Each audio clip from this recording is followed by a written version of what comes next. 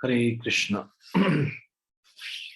आप सभी लोगों का भगवत गीता ज्ञान प्रबोधनी सत्र में स्वागत है। हम 12वें अध्याय से चर्चा कर रहे हैं। 12वें अध्याय का नाम है शांति सूत्र।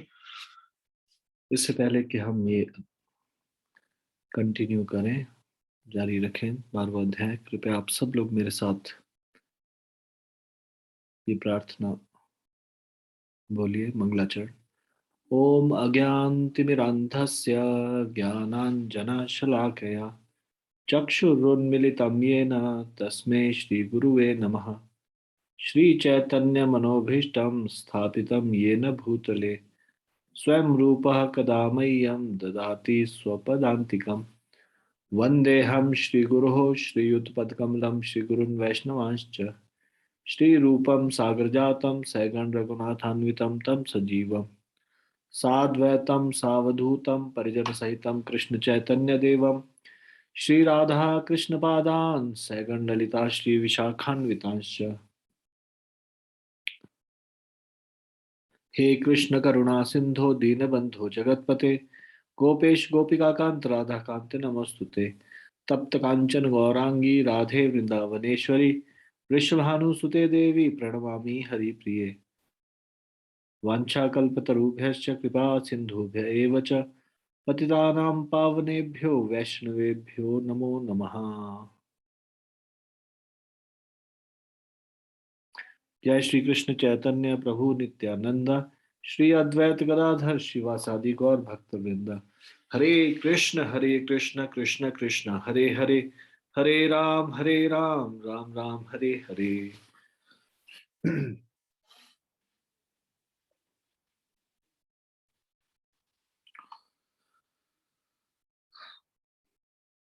तो आज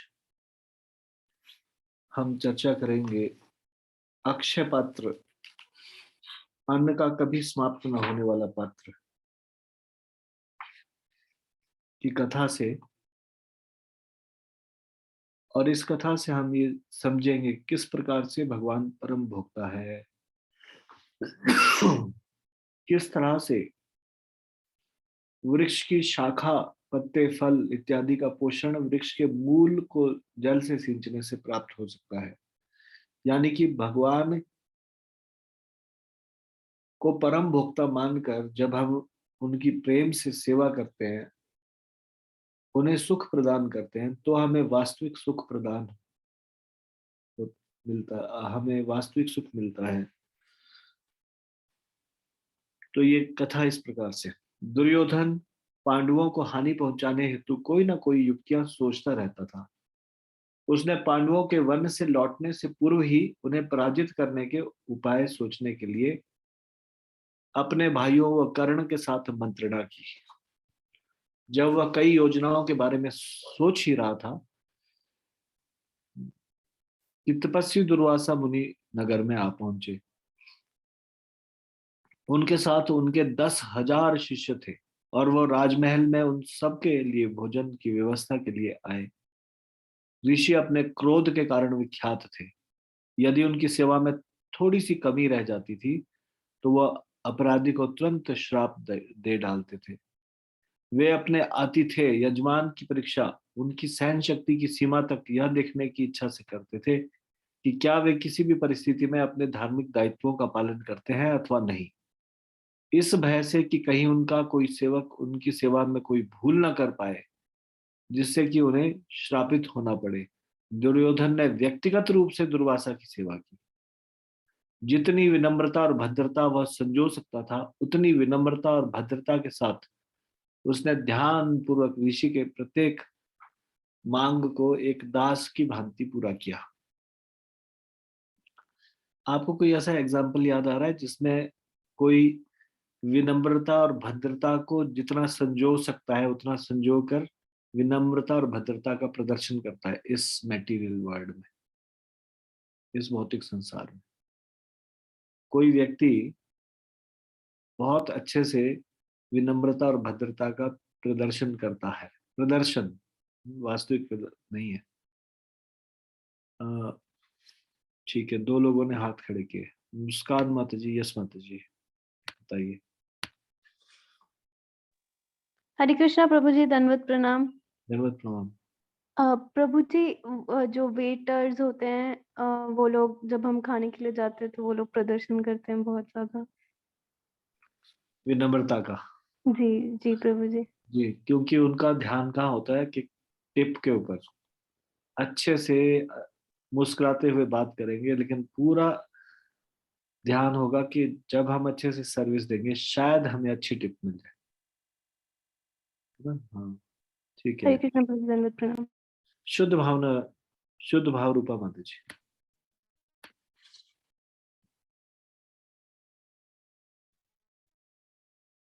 शुद्ध भाव रूपा माता जी, आपने हाथ खड़ा किया।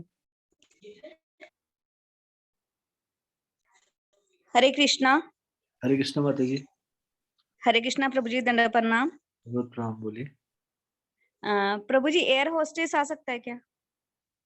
हाँ, ये रोज से सांस। ओ, खड़े हो जी। बहुत बहुत, चाहे कितना भी प्रॉब्लम, पोलाइटली। कितना भी प्रॉब्लम चल रही हो जिंदगी में, लेकिन चेहरे पे एक नकली मुस्कुराहट होगी। बिल्कुल सही है। कांता द्रौपदी माता जी। हरे कृष्णा जी, दंडवत प्रणाम। धन्यवाद प्रणाम। प्रभु जी, शास्त्रों से भी दे सकते हैं कोई एग्जाम्पल? हाँ, दे सकते प्रभु जी, इसमें पूतना का आ सकता है प्रभु जी? हैं। हाँ, पूतना सुपरफिशियली बहुत पोलाइट कहाँ थी, पोलाइट, अच्छा हाँ ठीक है, अच्छे से व्यवहार कर रही थी। और जी, ताकि डाउट ना करे प्रभु जी उन पे कोई। ठीक है। तरुणा माता जी। हरे कृष्णा प्रभु जी, दंडवत प्रणाम। प्रभु जी, नेता लोग आ सकते हैं प्रभु जी? जब उनको वोट चाहिए होता है तो पूरा वो दिखाते हैं कि हम इतने अच्छे हैं, हम समाज से वो करेंगे, ये करेंगे। जब उनको वोट मिल जाते हैं तो वो तो कभी पलट के देखने भी नहीं आते प्रभु जी। हाँ, ठीक है, ठीक है। तो सारी की सारी सर्विस इंडस्ट्री इस प्रकार से। नित्य किशोरी माता जी, हाँ जी, आपने हाथ खड़ा किया। हाँ जी, हरे कृष्ण प्रभु जी, दंडवत प्रणाम। प्रभु जी, जब हम देवी देवताओं के पास जाते हैं उनसे कुछ मांगने के लिए, तब हम भी बहुत विनम्र बनते हैं और बाद में उनकी तरफ झांकते भी नहीं है जब इच्छा पूरी हो जाती है। हरे कृष्ण प्रभु जी। ओके, ठीक है। तो सर्विस इंडस्ट्री पूरी इस तरह से। सर्विस इंडस्ट्री मतलब जहां पे क्लाइंट को सर्व करना होता है, तो उसको प्रसन्न करने के लिए, ताकि उससे अच्छे से पैसे निकल सके, बड़ी विनम्रता से पेश आएंगे। बड़ी, जितना भी विनम्रता और भद्रता दिखा सकेंगे उतनी भद्रता दिखाएंगे। दुर्योधन भी ऐसे ही कर रहा है। उसके अंदर जरा भी विनम्रता नहीं है, जरा भी भद्रता नहीं है, परंतु उसके मन में एक कुटिल विचार आया है, क्यों ना दुर्वासा ऋषि को इस्तेमाल किया जाए पांडवों को शाप देने के लिए। इसलिए जब उनके महल में आए तो वो अच्छे से व्यवहार कर रहा है ताकि वो क्रोधित ना हो जाए। लेकिन जब अब दुर्योधन के दिमाग चल रहा है कि जब वो कुछ वरदान मांगने के लिए कहेंगे तो मैं कहूंगा कि कृपा करके आप मेरे भाई पांडव लोग जो नजदीक ही खांडव वन में है, वहां जाके उनके ऊपर कृपा कीजिए, अपने उनका भी आतिथ्य स्वीकार कीजिए। तो वो लोग कुछ कर नहीं पाएंगे और ये फिर अतिथि नाराज हो, ये दुर्वासा ऋषि नाराज हो जाएंगे। दुर्वासा ऋषि का नाराज होना मतलब शाप मिलना। हम्म? इसलिए वो बड़े विनम्रता से, भद्रता से, ध्यान पूर्वक ऋषि की प्रत्येक मांग को एक दास की भांति पर्सनली उनको अटेंड कर रहा था, व्यक्तिगत रूप से। दुर्वासा अपूर्वानुमेय थे।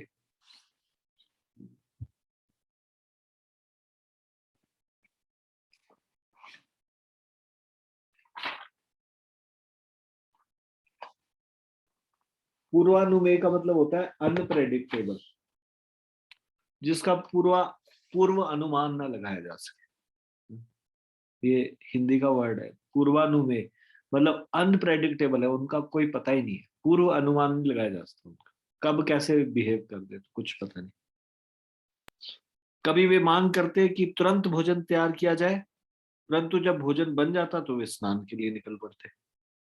फिर बहुत समय उपरांत लौटकर आते और कहते, मैं अभी भोजन नहीं करूंगा, मुझे अभी भूख नहीं है। कभी वह मध्य रात्रि में उठ जाते और भोजन की तथा अन्य परिचर्या की मांग करते। प्राय वे उन्हें परोसे गए भोजन व की गई सेवा की निंदा करते रहते। रूटीन में नॉर्मली वो ऐसे ही करते थे, जो भी उनके लिए कुछ करते थे उसमें दोष निकालते थे। और पहली बात, खुद समय से कुछ करेंगे नहीं, कुछ भी आधी रात को उठ जाएंगे, कुछ मांगेंगे, और फिर अगर तुरंत नहीं मिलेगा तो फिर एकदम से उसमें फिर उस जो अतिथि सेवा कर रहा होगा, जो व्यक्ति होस्ट होगा, उसकी फिर निंदा करेंगे।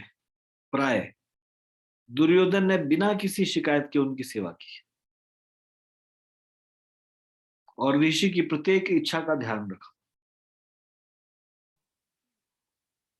दुर्वासा युवराज से प्रसन्न थे।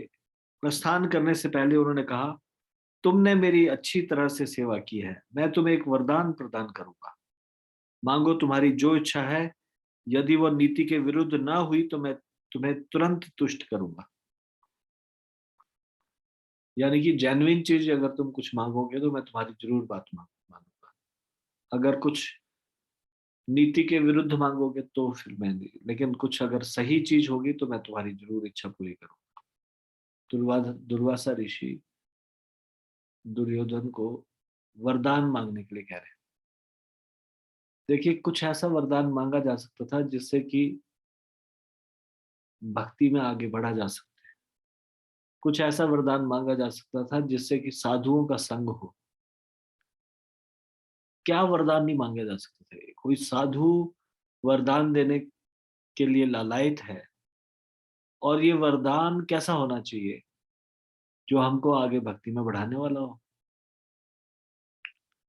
लेकिन देखिए कुटिल बुद्धि दुर्योधन की कि वो क्या वरदान मांगता है। तो हम आगे इसको पढ़ेंगे, पहले हम अभी तक जो पढ़ा उससे प्रश्न उत्तर करते हैं।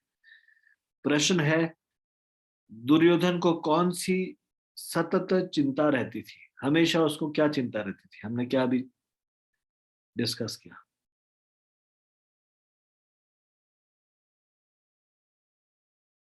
हमेशा एक ही चिंता रहती थी दुर्योधन को, वो क्या थी? सतत क्या चिंता रहती थी दुर्योधन को?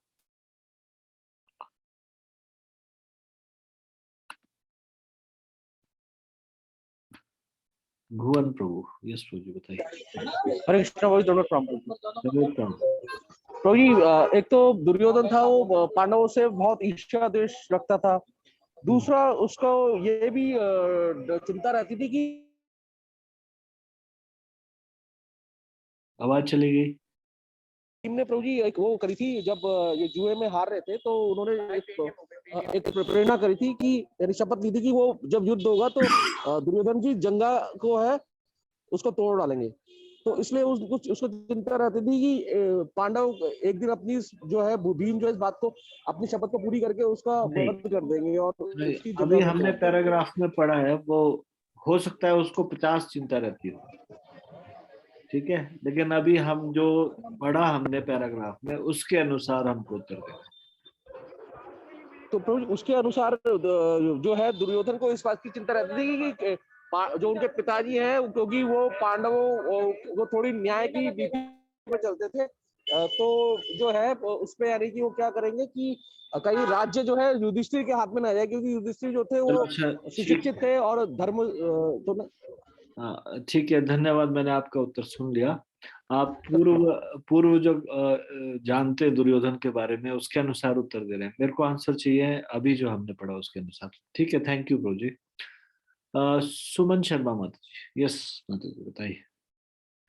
ये प्रश्न पूछने का मतलब क्या है? प्रश्न पूछने का मतलब है आप कितने ध्यान से सुन रहे हो। ये पैराग्राफ, इसीलिए मैं एक एक पैराग्राफ पढ़ के फिर उसके बाद प्रश्न बीच में। हाँ जी, तो सुमन शर्मा माता जी। हरे कृष्णा प्रभु जी, दंडवत प्रणाम। प्रभु जी, दुर्योधन को ये चिंता रहती थी कि पांडव वनवास से लौट कर आएंगे तो उन्हें राजपाट लौटाने न पड़े, और दुर्योधन पांडवों को हानि पहुंचाने हेतु कोई न कोई युक्ति सोचता रहता था। उसने पांडवों के वन से लौटने से पूर्व ही उन्हें पराजित करने के उपाय सोचने के लिए अपने भाइयों व कर्ण के साथ मंत्रणा की। हरे कृष्णा प्रभु जी। प्रभु जी। ठीक है, हाँ, अब बुक से as it is पढ़ रहे हैं। और कोई कुछ अनम्यूट करके डायरेक्टली बोलना चाहता है?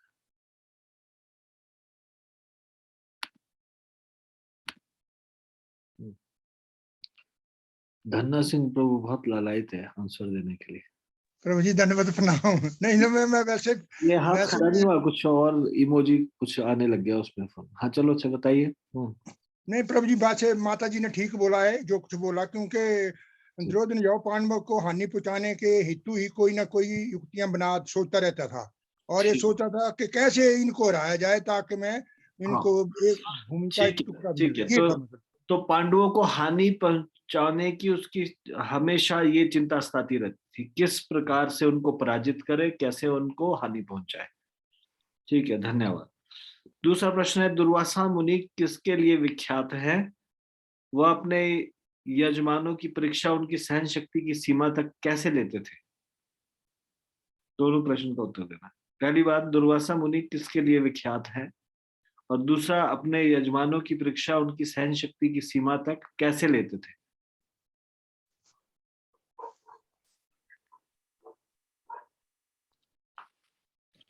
इंदु माता जी, यस माता जी, बताइए। हरे कृष्ण प्रभु जी, धन्यवाद प्रणाम। धन्यवाद प्रणाम। दुर्वासा मुनि अपने क्रोध के कारण विख्यात थे। यदि उनकी सेवा थोड़ी सी कमी रह जाती थी तो वह अपराधी को तुरंत श्राप दे डालते थे। वे अपने अतिथि यजमान की परीक्षा उनकी सहन शक्ति की सीमा तक यह देखने की इच्छा से करते थे कि क्या वे किसी भी परिस्थिति में अपने धार्मिक दायित्वों का पालन करते हैं अथवा नहीं, इस भय से कि कहीं उनका कोई सेवक उनकी सेवा में भूल ना कर जाए जिससे कि उन्हें शापित होना पड़े। नहीं, ये तो नेक्स्ट पैराग्राफ भी पढ़ लिया आपने। ठीक है, बुक अगर आपके पास ये पीडीएफ है जिससे मैं प्रश्न पूछ रहा हूँ, तो इसका मतलब ये वाला तो सेंटेंस आना ही नहीं था। इस सेंटेंस में ये है कि इस वजह से कि कहीं उनका कोई सेवक उनकी सेवा में भूल न कर जाए जिससे कि उन्हें शापित होना पड़े, दुर्योधन ने व्यक्तिगत रूप से दुर्वासा की सेवा की। ये अगला सेंटेंस है, ये थोड़ी नहीं आंसर। ठीक है, आंसर में कुछ ऐड कर रहे हैं एक्स्ट्रा। मैं चाहता हूँ एग्जैक्ट वर्ड ना बोल के उसको समझ के कुछ अपने शब्दों में आंसर दे। हम लोग ये पढ़ते हैं, इसको पीडीएफ अचिंत्य गौर प्रभु जूम ग्रुप में डाल देते हैं। जूम ग्रुप में डालते हो प्रभु? कहाँ डालते हैं? यस प्रभु जी, दोनों टेलीग्राम ग्रुप और जूम। ठीक है, तो व्हाट्सएप जूम ग्रुप में यदि आप नहीं है तो आप विष्णु गौर प्रभु को अपना नंबर दे सकते हैं, वो आपको ऐड कर लेंगे व्हाट्सएप जूम ग्रुप।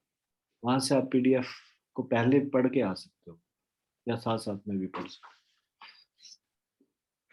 ठीक है, वो अपने यजमानों की परीक्षा कैसे करते, उनकी सहन शक्ति की सीमा तक कैसे लेते थे? वो इस तरह से लेते थे कि वो देखते थे कि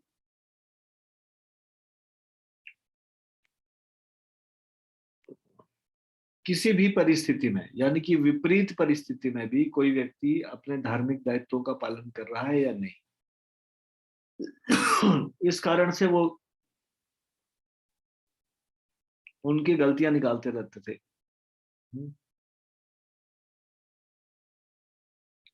ठीक है, नेक्स्ट पैराग्राफ ध्यान से पढ़िएगा और फिर उसके बाद सुनिएगा ध्यान से, और उसके बाद फिर उत्तर दीजिएगा। दुर्योधन को लगा जैसे उसको नया जीवन मिल गया हो। दुर्वासा मुनि से कौन सा वरदान मांगना चाहिए, इस विषय में उसने अपने परामर्शदाताओं से पूर्व मंत्रणा कर रखी थी। कौन थे उसके परामर्शदाता?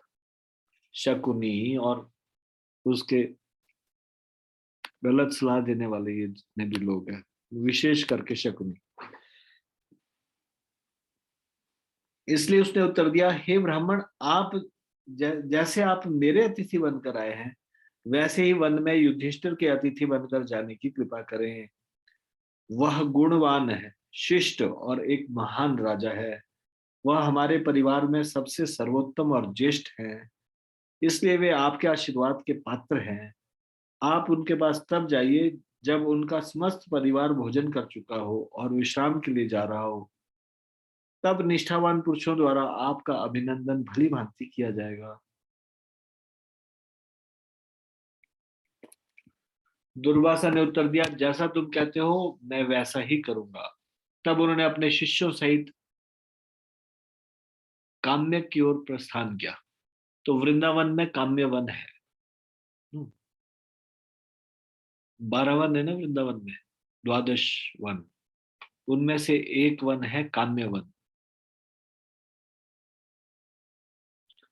काम्य वन राजस्थान की सीमा में आता है, राजस्थान की सीमा में आता है ना। हाँ, काम्य वन थोड़ा नंदगांव से आगे रास्ता जाता है, अगर आप लोग गए तो बहुत अद्भुत वन है, बहुत सारी लीला स्थलियां हैं वहां पे भी। तो दुर्योधन हस्तिनापुर में है और वहां से उनको काम्यवन में ये है, और उनको भेज रहा है वो कि काम्यवन में वहां पे इस समय युधिष्ठिर है, तो आप कृपया करके उनका आतिथ्य स्वीकार करें। तो जब वो अपने शिष्यों सहित काम्यवन की ओर जब उन्होंने प्रस्थान किया, दुर्योधन की प्रसन्नता का ठिकाना न रहा। पांडव द्रौपदी के भोजन कर लेने उपरांत दुर्वासा और उनके शिष्यों की अच्छी प्रकार से सेवा कभी नहीं कर पाएंगे, क्योंकि सूर्य से प्राप्त जादुई कटोरे के बिना उनके पास 10,000 ब्राह्मणों को भोजन कराने का कोई अन्य उपाय नहीं होगा। सूर्य भगवान ने एक बार अक्षय पात्र उनको दिया था, अक्षय पात्र से जितना मर्जी अन्न निकाल लो एक बारी में, लेकिन एक बार उसको धो दोगे और उसके बाद उसको रख दोगे तो दोबारा वो अन्न उत्पन्न करेगा।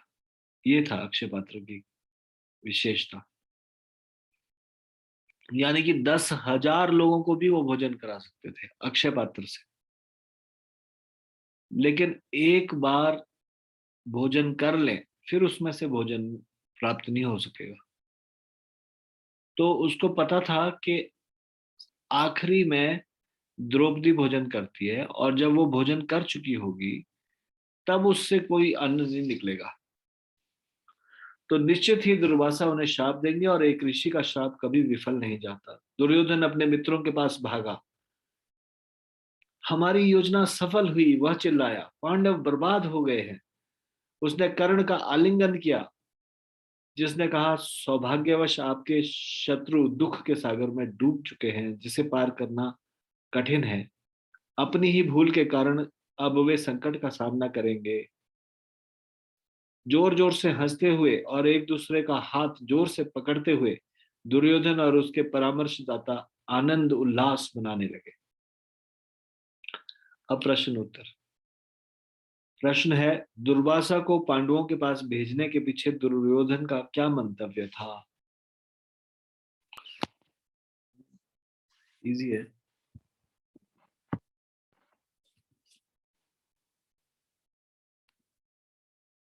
खुशी माता जी, यस माता जी बताइए।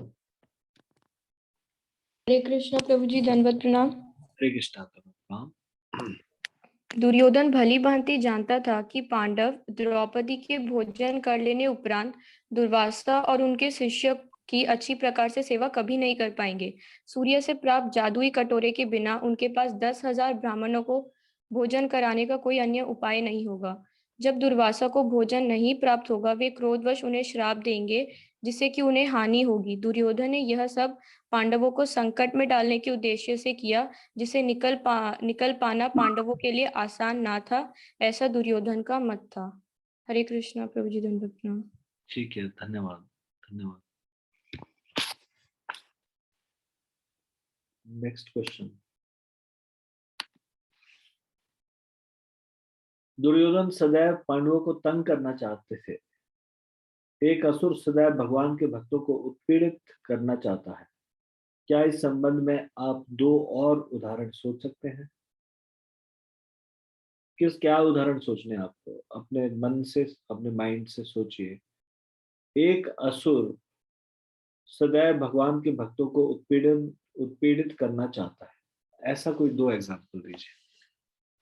तो आपको एक एग्जाम्पल देना है, फिर दूसरा एग्जाम्पल कोई और देगा। तरुणा माता जी, यस माता जी बताइए। हरे कृष्णा प्रभु जी। प्रहलाद और हिरण्यकश्यप का एग्जाम्पल प्रभु जी। प्रहलाद उनके बहुत बड़े भक्त थे और हिरण्यकश्यप उसको परेशान करना चाहते थे। तो ठीक है, धन्यवाद धन्यवाद, थैंक यू। दूसरा आंसर किसी और से लेता हूं। कोमल सिंह की माता जी, दूसरा उदाहरण। हरे कृष्ण प्रभु जी, दंडवत प्रणाम। दंडवत प्रणाम। और प्रभु जी, रावण और विभीषण का आ सकता है? रावण विभीषण को बार बार मतलब नीच कहते थे। हाँ ठीक है। हरे कृष्ण प्रभु जी, दंडवत प्रणाम। और किसी के माइंड में कुछ और आ रहा है? हरे कृष्णा प्रभु जी, मीरा राणा जी का नहीं आ सकता?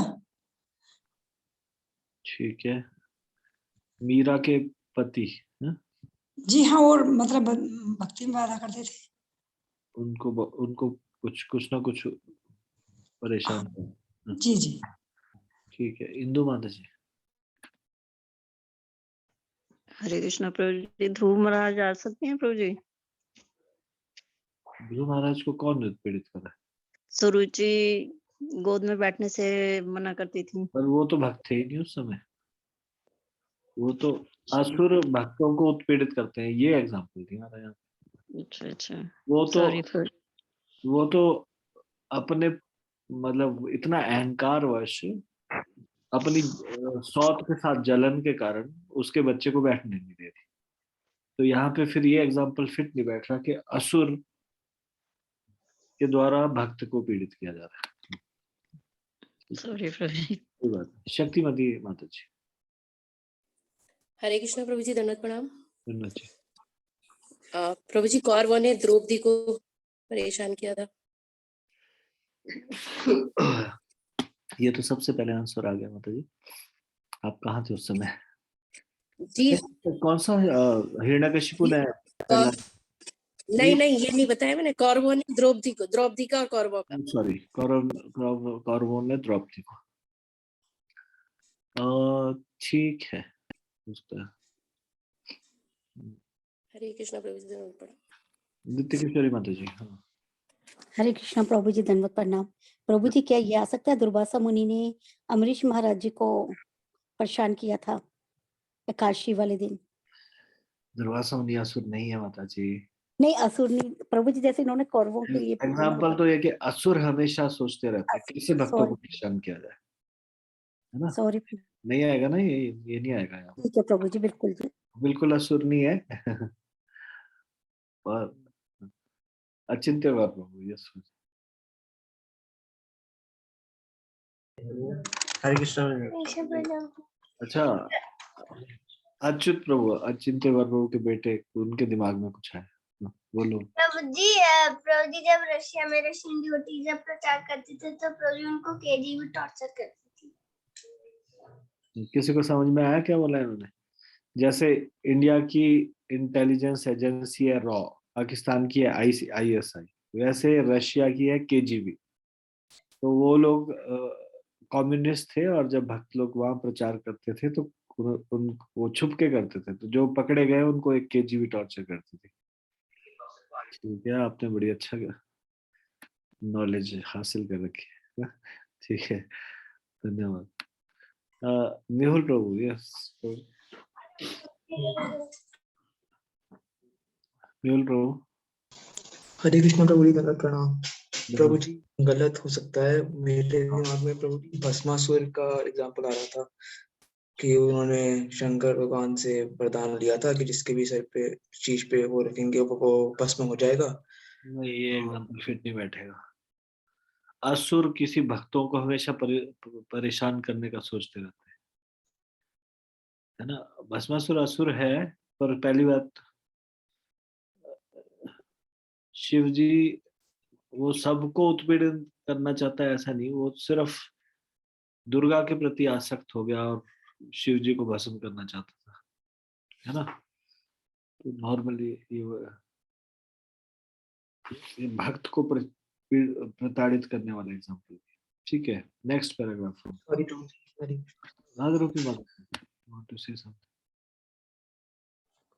कृष्णा प्रभु जी, दंडवत प्रणाम। धन्यवाद। प्रभु जी जगाई मधाई का आ सकता है, वो नित्यानंद प्रभु और भक्तों को बहुत परेशान करते थे, ठीक है, अपराध करते थे उनके प्रति। हाँ जी ठीक हरे है, कृष्ण। मैं भी म्यूट कर रहा हूँ। कुछ दिनों के उपरांत दुर्वासा पांडवों के शिविर में द्रौपदी के भोजन करने के उपरांत पहुंचे। अपने शिष्यों को शिविर के सीमांत क्षेत्र में छोड़कर अकेले ही भीतर गए और भाइयों के सम्मुख जा खड़े हुए।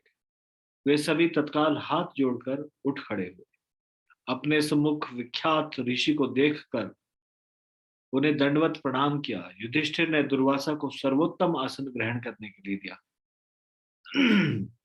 और विनय के साथ उनकी पूजा अर्चना की। तब दुर्वासा ने कहा, मैं यहाँ अपने 10,000 शिष्यों के साथ पधारा हूँ और हमें भोजन की आवश्यकता है। हम सारा दिन चलते रहे और भूखे हैं। हे राजन, कृपया हमारे लिए भोजन की व्यवस्था कीजिए। हम पहले स्नान करने जाएंगे और तदुपरांत भोजन के लिए आएंगे। युधिष्ठिर ने कहा, ऐसा ही होगा, और दुर्वासा ने अपने शिष्यों के साथ नदी की ओर प्रस्थान किया। उनके प्रस्थान के बाद युधिष्ठिर ने अपना भय प्रकट किया। इतने सारे लोगों को भोजन कराना उसके लिए कैसे संभव हो सकता है? द्रौपदी तो पहले ही भोजन कर चुकी थी और अक्षय पात्र प्रातः काल से पहले और भोजन उत्पन्न नहीं करेगा। युधिष्ठिर ने अपनी पत्नी से पूछा कि क्या वह कुछ कर सकती है। द्रौपदी, जिसने सदैव अपने पतियों के भले के लिए ही सोचा, समस्या पर गंभीरता से विचार करने लगी। उसकी केवल एकमात्र आशा प्रार्थना ही थी। राजकुमारी ने कृष्ण का चिंतन किया और प्रार्थना करने लगी, हे कृष्ण, सृष्टि के ईश, अपने भक्तों के संकटों का नाश करने वाले, हे असीम और सर्वशक्तिमान, कृपा करके मेरी प्रार्थना सुनिए। आप निराधारों के आधार हैं, सभी जीवों पर अनंत कृपा करने वाले हैं, अज्ञात व सबके ज्ञाता है। परम पुरुष, दया करके मेरी रक्षा कीजिए, मैं आपकी शरण में हूँ। हे भगवान, जिस प्रकार आपने इससे पूर्व भरी सभा में मेरी रक्षा दुशासन से की थी, उसी प्रकार आज भी इस संकट से मेरी रक्षा कीजिए।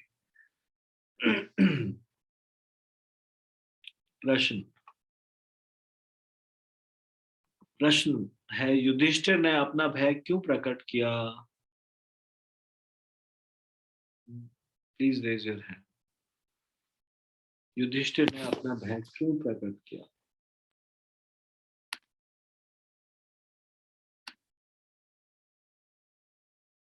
सोनल माता जी।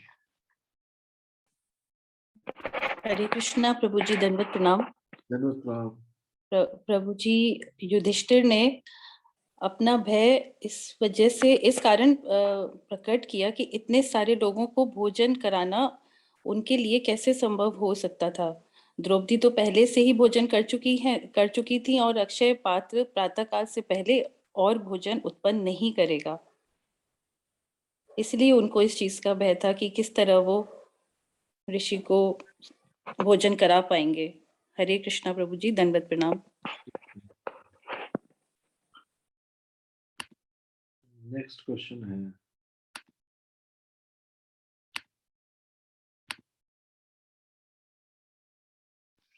द्रौपदी की एकमात्र आशा क्या थी?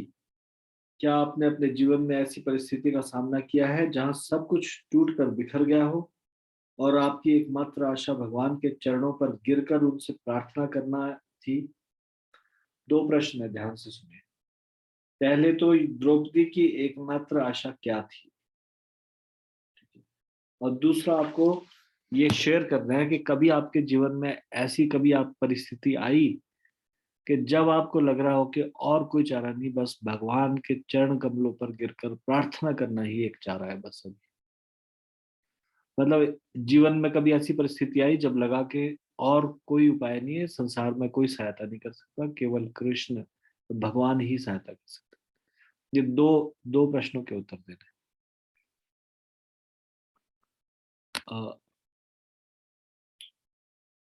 तरुणा माता जी, यस माता जी। हरे कृष्णा प्रभु जी। प्रभु जी, द्रौपदी की पहला क्वेश्चन का आंसर यह है कि द्रौपदी की एकमात्र आशा अपने पतियों के इच्छा पूरी करनी थी, जो भी उनके पति उनके आदेश देते थे वो उनका सर्व धर्म पालन करती थी और उन्हीं को पूरा करना उसकी आशा थी, परम धर्म और परम इच्छा थी उसकी। सही है प्रभु जी? हाँ, द्रौपदी की एकमात्र आशा यह थी कि भगवान उनकी सहायता करेंगे, मतलब कृष्ण कृष्ण के ऊपर निर्भर रहना, यही एकमात्र अब आशा थी कि कृष्ण। ठीक है। ओके प्रभु जी। दूसरा प्रभु जी, पर्सनल अगर आप पूछेंगे तो प्रभु जी, मेरी मदर को पिछले 10 साल से कैंसर है। तो एक समय पे जब सबसे पहली बार डिटेक्ट हुआ था तो डॉक्टर ने बोला था कि उनके पास सिर्फ 6 मंथ है, उसके बाद वो बचेंगी नहीं। तो आज तक मुझे वो दिन याद है प्रभु जी कि सब डॉक्टर ने हाथ खड़े कर दिए थे और सब कुछ हो चुका था, तो सिर्फ एक यही था कि सिर्फ भगवान को याद करने के अलावा और कुछ भी नहीं था। मतलब हमारे हाथ में कुछ भी नहीं था, पैसा था, सब कुछ था, लेकिन हमारे हाथ में ये नहीं था कि हम अपनी मम्मी को बचा पाएंगे, मेरी मम्मी बचेंगी कि नहीं बचेंगी। पर ऐसी कृपा है प्रभु जी, आज 15 साल हो गए, पर उनको लगती है 2-2 साल में एक आध बार कीमो वीमो, लेकिन वो बहुत अच्छे से अभी बिल्कुल सही है, बिल्कुल बढ़िया है और चल रही है। ये प्योर भगवान की कृपा है प्रभु जी, और कुछ नहीं। हरी बोल, बहुत बढ़िया। तो उनका अर्ली स्टेज में डिटेक्ट हो गया कैंसर, मतलब? नहीं प्रभु जी, वो 3rd स्टेज पे थी और डॉक्टर ने 6 मंथ बोल दिया था, पता नहीं कैसे बची है, वही मैं बोल रही हूँ आपको, भगवान की कृपा है प्रभु जी। ठीक है, धन्यवाद इस अनुभव शेयर करने के लिए। नित्य किशोरी माता जी, यस माता। हरे कृष्ण प्रभु जी। प्रभु जी, लाइफ में ऐसे तो बहुत पग पग पर कुछ ना कुछ आता ही रहता है। एक बार पार्थ की आंखों की प्रॉब्लम आ गई थी बहुत ज्यादा, तो मैं जगह जगह डॉक्टरों पे जा रही थी, कोई ऑपरेशन बता रहा था, कोई कुछ बता रहा था, और ये भी नहीं समझ आ रहा था कि किससे करवाएं। फिर मैं बहुत भगवान जी के आगे ही रोई और भगवान जी से ही प्रेयर करी कि मुझे किसी भी डॉक्टर के ऊपर ये भी नहीं पता कि वो ठीक भी इलाज करेगा या नहीं। तब प्रभु भगवान ने ऐसी सुनी कि इस्कॉन मंदिर के ही वो आर्यन प्रभु, वो सुदेश आर्यन शास्त्री चक्षु प्रभु जी उनका नाम, वो आइस के ही हेड थे प्रभु जी, और उन्होंने बहुत अच्छे से ट्रीटमेंट किया और उससे मुझे मतलब विश्वास भी हो गया कि भगवान जी ने मुझे सही जगह पहुंचाया। तो जैसे कोई कर्मों की वजह से कुछ दुख भी मिला था, तो प्रार्थना करने से भगवान ने पूरा संभाला भी है। हरे कृष्ण प्रभु जी।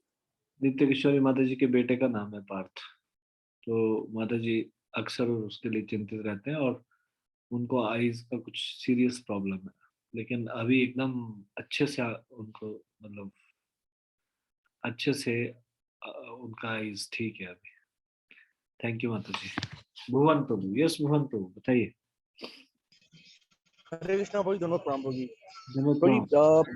भाई जी, मैं इसमें अपनी भक्ति का कुछ नहीं मानता इसके अंदर, बट आप जैसे इतने शुद्ध भक्तों की कृपा इसमें मानता हूँ, और शायद कुछ ना कुछ इसके अंदर ऐसी चीज रही है जो मैं समझ सकता हूँ कि भक्तों की कृपा से, और भगवान का तो बहुत बड़ा इसके अंदर हाथ है, तो वो तो है ही प्रभु जी। पर मैं ये बताना चाह रहा था कि मेरे जो बेटा है ऋत्विक, जिसे मैं बोलता हूँ, कन्हैया ही बोलता हूँ वैसे तो मोस्टली, तो मेरी वाइफ का लगभग 3 जो है जो केसेस खराब हो गए थे। केसेस इन द सेंस, मेरी वाइफ फर्स्ट मंथ के बाद 2nd मंथ कंप्लीट होने से पहले ही जो है बेबी ड्रॉप आउट हो जाता था।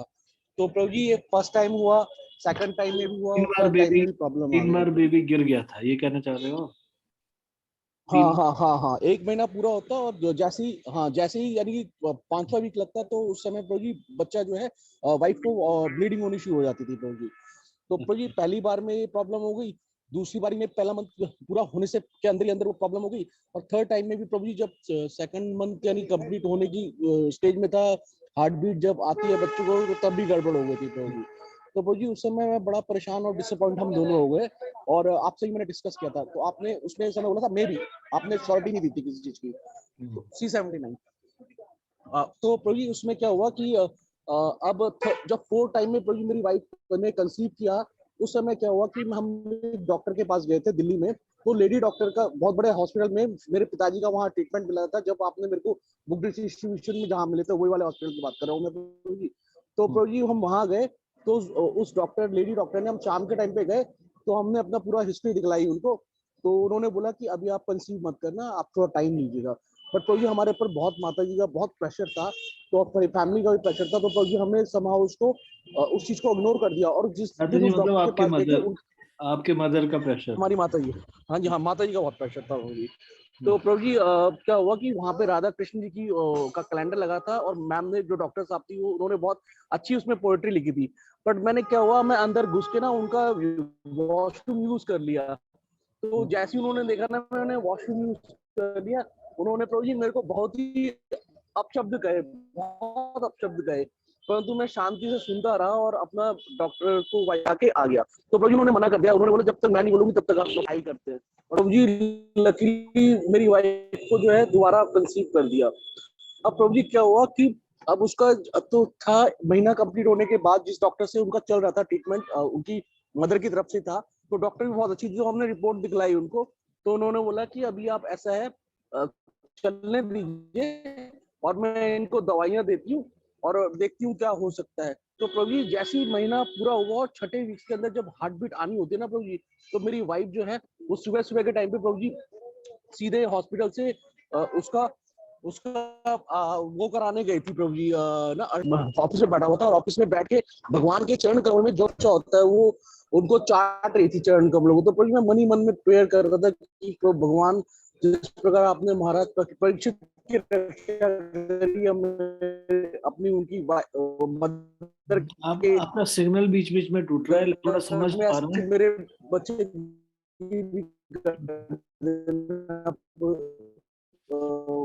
तो मैं परेशान हो गया बहुत ज्यादा, तो मैं बहुत रो रहा था। कभी मैंने भगवान से प्रार्थना करी ऑफिस के अंदर कि भगवान जिस प्रकार आपने महाराज परीक्षित की उनकी माता के गर्भ में रक्षा करी, वैसे हम मेरे बच्चे की भी कर देना। और प्रभु जी यानी कि करीबन लगभग 3-4 घंटे के ट्रायल के बाद जब डॉक्टर्स ने चेक किया तो उन्होंने ना हार्ट बीट आ रही है, हल्की सी ब्लीडिंग है। और उस समय प्रभु जी मेरा यानी कि खुशी का ठिकाना ही रहा। प्रभु जी मैं बहुत ही किया ये क्या यानी लाइफ में भगवान ने कितना बड़ा यानी कि बच्चे की सेफ्टी प्रोवाइड करा दी। यानी जैसे परीक्षित महाराज की रक्षा करी थी भगवान ने, वैसी मेरे को ऐसा लगा मेरे साथ क्या भगवान की कृपा इसमें यानी कि इन्वॉल्व हो रखी है। इतना ज्यादा प्रभु है कि मेरे उसी टाइम के दौरान प्रभु क्या हुआ कि मेरा जो अल्ट्रासाउंड होना था प्रभु जी, तो जो मेरी वाइफ है ना वो जा रही थी फाइनल ट्रीटमेंट कराने के लिए, तो मेरे भाई की ना कुछ प्रॉब्लम हो गई, बुखार आ नहीं पाया। तो प्रभु जी अब एक वाइफ का जो है ट्रीटमेंट अल्ट्रासाउंड का कंफर्मेशन का फाइनल, तो भाई का इसकी हालत थी कि डॉक्टर ने मना बोल दिया था कि अगर आपने इसको हो जाएगी सिचुएशन मुश्किल रहेगा। तो भाई मैंने भगवान से प्रार्थना करी है, पार्थसारथी आप भी रक्षा कीजिए, हमारा मार्गदर्शन कीजिए। दूसरी घटना है आपके बेबी वाला हो गया? हाँ प्रभु ये हाँ मेरी बेबी का 3rd महीना तो था प्रभु जी, तो कंफर्म हो गया था कि वो ठीक हो गया, कोई प्रॉब्लम नहीं आनी है। तो जो उसी दिन जिस दिन 3rd महीने में वाइफ ट्रीटमेंट कराने यानी अल्ट्रासाउंड कराने के लिए आ रही थी फाइनल, कि वो ऑलरेडी ओके थी वो चीज, तो उसी समय भाई की भी उस दिन सेम डे तबियत खराब हो रखी थी। तो प्रभु जी मैं वाइफ को कोई रिस्पॉन्ड नहीं कर पाया, हम हॉस्पिटल गए और हम पहले वहाँ पे एम्स में गए, तो डॉक्टर वहाँ पे बहुत भीड़ थी, तो मैंने भगवान से प्रार्थना करी, हे पार्थसारथी प्लीज आप मेरा मार्गदर्शन कीजिए कि हमें किस जगह ट्रीटमेंट कराना है, हमें रास्ता बताइए हम कैसे जाए। तो प्रभु जी उसी समय भगवान ने इंटेलिजेंस दी और उन्होंने दूसरे हॉस्पिटल में लेके गए और वहां से उन्होंने treatment Prabhu ji all of एकदम सडन तैयार कर दिया। और जो खर्चा 3-4-5 लाख आ रहा था प्रभु जी हमारा 1 लाख के अंदर आया। और भगवान की कृपा से प्रभु जी भाई एकदम स्टेबल हो गया और एकदम ठीक हो गया, और उनकी कृपा से आज भाई एकदम नॉर्मल लाइफ जी रहा है, कोई प्रॉब्लम नहीं है प्रभु जी। ये इतनी बड़ा आप जैसे भक्तों की कृपा है। ठीक हरे है, कृष्ण प्रणाम। थैंक यू प्रभु जी, धन्यवाद भुवन प्रभु। एक और हाथ खड़ा हुआ है, परिजात सुदेवी माता जी। तो शॉर्ट में सुनाएंगे और 2 नहीं सुनाएंगे, एक घटना सुनाएंगे। भुवन प्रभु ने थोड़ा उत्साह में अभी 2 घटनाएं सुनाई, तो जीवन में से 4 घटनाएं भी हो सकती है, कोई एक सुनाना है। परिजात सुदेवी माता जी बोलिए। हरे कृष्ण प्रभु जी, दंडवत प्रणाम। प्रभु जी उस दिन से मुझे ये लगा कि भगवान वास्तव में अगर हृदय से कोई पुकारे तो जरूर साथ देते हैं। ये कोरोना उस समय बहुत चल रहा था ना, उस समय की बात है कि मेरे प्रभु जी को हो गया था बहुत बुरी तरीके से, उनका खाना पीना भी छूट गया था प्रभु जी, कोई ऐसे में साथ भी नहीं दे रहा था। केवल उनके तहसीलदार ने ही पता नहीं किस तरह से, वही मुझे भगवान के रूप में जैसे लग रहे थे, उन्हीं ने साथ दिया हर तरीका से उनको। मेरे परिवार के अलावा कोई नहीं, किसी ने नहीं। लेकिन जब हमने नरसिंह भगवान के चरणों में उन्हें सौंप दिया, उसी दिन से प्रभु जी पता नहीं कैसे उसी दिन में उनका मतलब सुधार होने लगा। और ये कि आज वो मतलब उन्हीं की दया से सही है प्रभु जी। पहले ये बताओ, माला कर रहे हैं वो अभी? वो तो प्रभु जी नहीं करते। वैसे कहो उनको कि आपको जो नया जीवन दिया भगवान ने, जी जीवन चला जाता ना उस दिन, पर भगवान ने नया जीवन दिया। हाँ इसलिए दिया ताकि जो जो अभी ये जीवन गिरवी है भगवान का। भगवान वही। भगवान का खत्म हो जाता है, लेकिन भगवान ने दिया, तो इसलिए भगवान का भजन करें, माला करें। अभी सुन रहे हो वो? नहीं प्रभु जी, वो अभी तो नहीं है, वो तो वही मतलब अपने उसी में है जहाँ सर्विस कर रहे हैं वहीं है, बस सही। यहाँ घर पे नहीं है प्रभु। ऐसा बताइए आप उनको। हाँ आपको नया जीवन मिला है, भगवान ने नया जीवन दिया है ताकि भजन के लिए, भक्ति करने के लिए। पहले से तो कुछ परिवर्तन है प्रभु जी। पहले तो बस खड़े नहाया हो, भगवान के हाथ जोड़े, बस इतना ही मानते, भोले बाबा को मानते थे। पर ये बात मानते हैं वो कि भगवान ने बचाया, उनको रक्षा की? हाँ हाँ, हमसे तो नहीं कहते प्रभु जी, लेकिन हाँ पीछे कहते हैं कि ये भगवान का दिया हुआ जीवन है, ये तो कहते हैं। तो फिर उनको बोलो ये भगवान की सेवा में लगना चाहिए अब। ठीक है प्रभु जी, मैं आपसे ही मिलाना चाहती हूँ उन्हें। आपका प्रभाव पड़ेगा उन पे, मेरा तो नहीं पड़ता। ठीक है माता जी। ठीक है प्रभु जी। हरे कृष्णा, दंडवत प्रणाम। एक और क्वेश्चन। द्रौपदी द्वारा भगवान को की गई प्रार्थना के 6 तरीकों का उल्लेख कीजिए।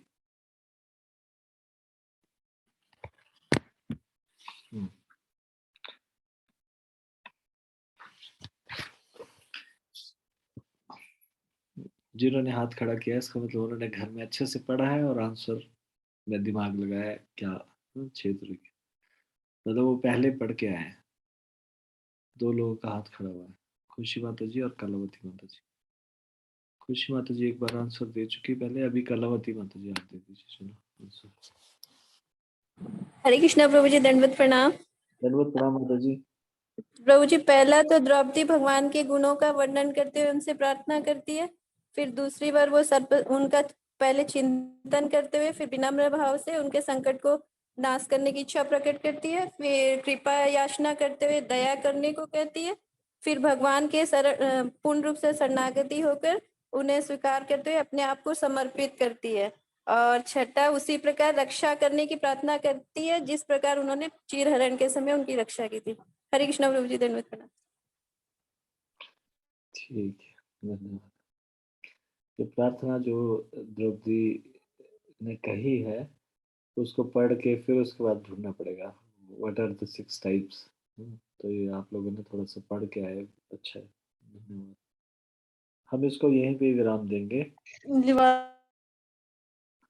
कल इसके आगे की कथा हम कल करेंगे, तो अभी इसमें काफी सारा है आगे। ठीक है।